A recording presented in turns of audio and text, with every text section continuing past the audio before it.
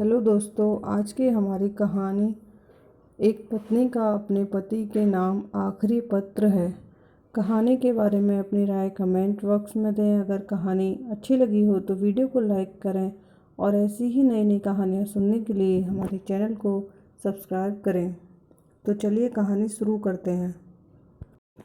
पति जब पत्नी की चिता को अग्नि देकर घर पहुंचा तो वो बहुत थका हुआ था, बहुत टूटा हुआ था। 15 साल तक प्यार समर्पण के साथ रिश्ता निभाकर वो तो चली गई, मगर शिव प्रसाद के हृदय में एक खालीपन सा छोड़ गई, जिसकी पूर्ति इस जन्म में नहीं होने वाली थी। सारे रिश्तेदार और मोहल्ले वाले बाहर आंगन में बैठे थे, मगर शिव प्रसाद उनके पास नहीं बैठ पाया। वो अंदर कमरे में आकर उस बेड को निहारने लगा जिस पर पति पत्नी ने सुनहरे 15 साल गुजारे थे।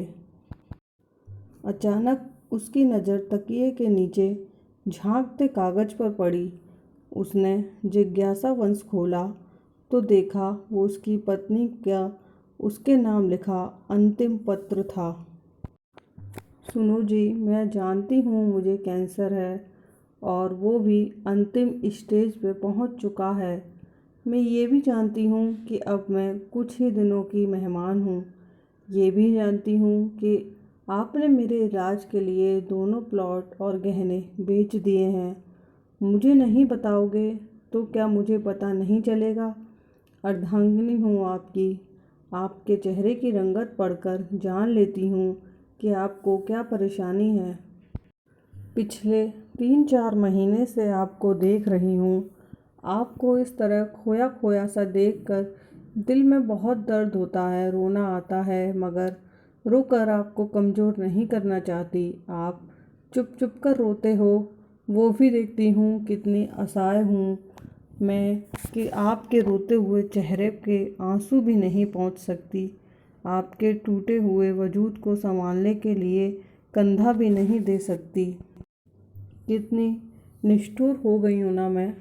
आपकी उदासी का कारण भी नहीं पूछ सकती। आजकल सारे रिश्तेदार मिलने आ रहे हैं, मैं समझती हूँ अब मैं 1-2 दिन की मेहमान हूँ।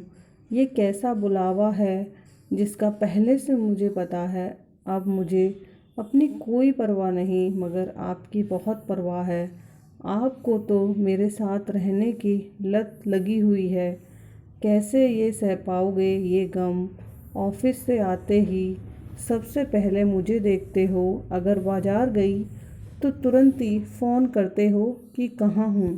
4 दिन भी मायके चली जाती हूँ तो आपको नींद नहीं आती।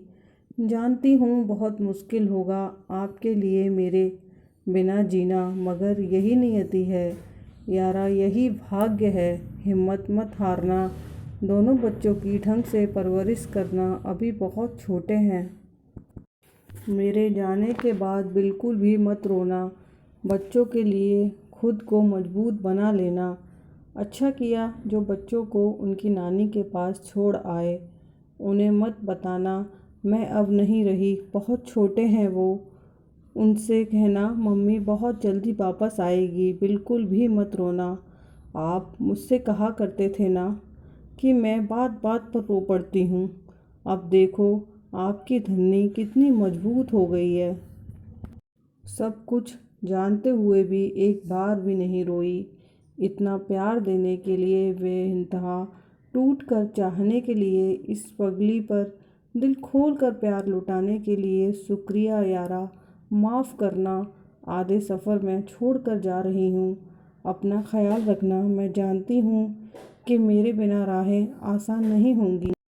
आसमान से रोज़ आपको देखा करूँगी। टाइम पर नहाना, टाइम पर खाना। अब आलस मत करना, क्योंकि अब आपके अधूरे कामों को निपटाने के लिए आपके साथ आपकी धन्नी नहीं होगी।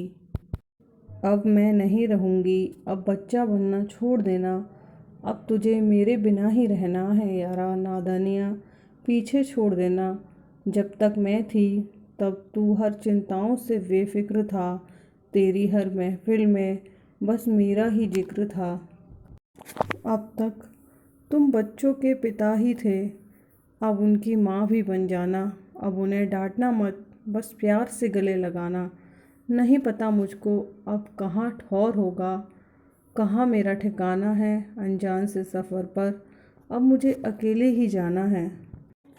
तुमसे दूर होने के डर से मैं रोज़ रात को रोया करती हूँ।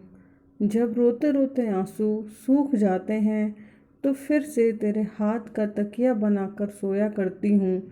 छत को ताकते हुए सोचा करती हूँ कि कहाँ इतना प्यार, कहाँ इतना जुनून मिलता है तेरी बाहों में सिमट कर सोने में। यारा एक अलग ही सुकून मिलता है। अब रूठना भी छोड़ देना, क्योंकि तुम्हें मनाने के लिए अब तुम्हारी धनी नहीं होगी। अब टूटना भी छोड़ देना, क्योंकि अब तुम्हें हिम्मत बांधने के लिए तुम्हारी धनी नहीं होगी। अब और नहीं लिखा जाता यारा, थक गई हूँ मैं।